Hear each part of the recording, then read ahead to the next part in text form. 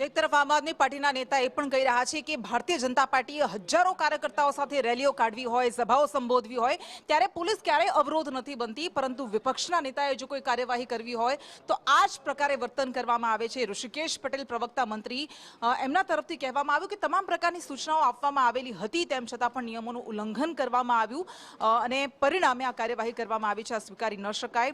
લોકોના કલ્યાણ માટે, ખેડૂતોના કલ્યાણ માટે વાત કરો, પરંતુ આવી રીતે તેમને રાજનીતિનો હાથો ન બનાવો। કપાસની ખરીદી બોટાદ અને લાઠીદળમાં જે થઈ રહી હતી એમાં ક્યાંક નાના મોટા વિષયો ધ્યાનમાં આવતા તરત જ 10મી તારીખે પણ મિટિંગ થઈ હતી અને તાત્કાલિક મૌખિક ખાતરી આપીને કહેવામાં આવ્યું હતું કે તમામ પ્રકારનો માલ વેપારીઓ દ્વારા ખરીદવામાં આવે, એ પ્રકારની સૂચનાઓ પણ આપી દીધી હતી।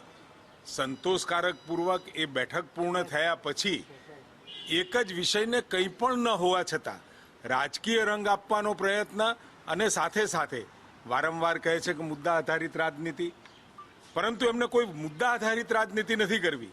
એક મુદ્દો નહીં પરંતુ એક બહાનું છે અને ત્યાં લાઠીદળના સરપંચે પણ કહેવું પડ્યું કે જ્યાં આગળ એ આખો બનાવ બન્યો ત્યાં લાઠીદળના કોઈ પ્રોપર માણસો નહોતા, પરંતુ બહારથી આવેલા માણસો, ભાજપ અને પોલીસ અસામાજિક તત્વો લઈ અને આ તોફાનો કરાવ્યા છે। પરંતુ હકીકતમાં અસામાજિક તત્વોનો સહારો કોને લીધો છે? આ તરફ બનાસકાંઠામાં 35 દિવસ બાદ પણ ખેડૂતોને વળતરની જાહેરાત ન થતા ગુલાબસિંહ રાજપૂતે સવાલ